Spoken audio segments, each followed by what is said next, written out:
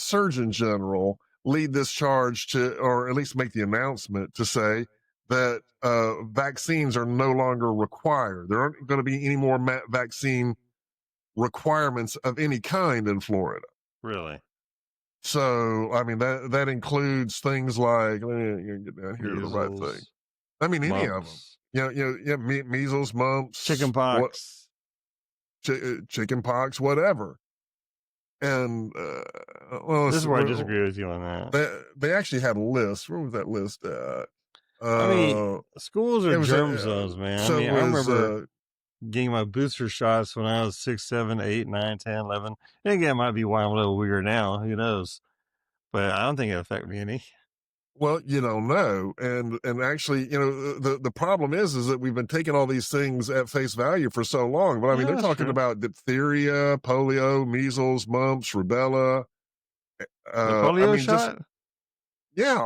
The polio shot, you need to look into the history of the polio shot because it's not as cut and dried as people have said it is.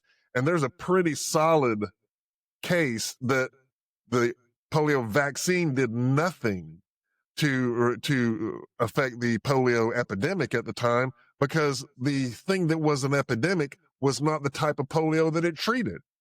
And that was really herd immunity that pretty quickly brought it under control. Well, somebody got really rich off of that.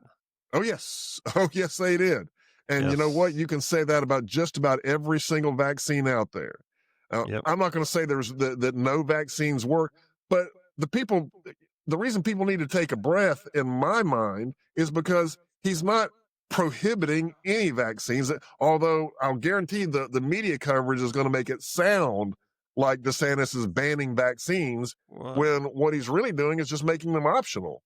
Exactly. Well, making them optional. I mean, I guess the biggest question is that, who's going to pay for it if it's optional? Because a lot of times the lower income people were having it paid for by the government because it's mandated. And so now if it's optional, is the government still going to pay for low income people if they want to have a shot? Well, I don't know.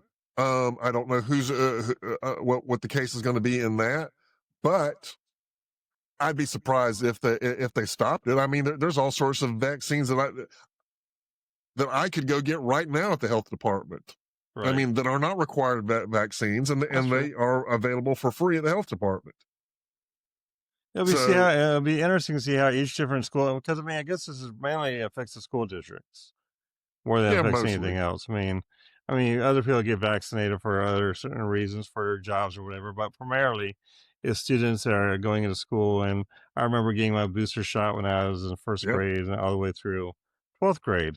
And you had to have your rubella shot and your chickenpox and all this stuff done every year. And so how is each school are they going to listen to the governor, or are they going to try to make their own rules to mandate things, or are they going to violate his mandates, or how's it going to work?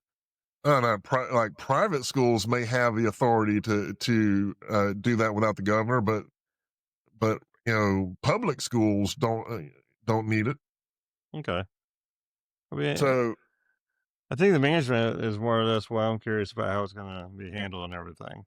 I don't know. I'm sure that we're probably looking at 6 more months worth of court cases that challenging his ability to do it. And then we'll see how many sicknesses occur, that we can statistically track compared to before, whenever they were not being mandated. And so, I mean, it's going to be a very good litmus test on seeing how it works and how much healthier it's going to make it, or even if they even had any effect whatsoever. Well, all I got to say is the same thing I said during COVID. If your vaccine is so strong, why do you care if I got a vaccination? Well, that's what ivermectin is for. Well, whatever. I mean, the bottom line is I'm in charge of managing my own health care. You have your own autonomy.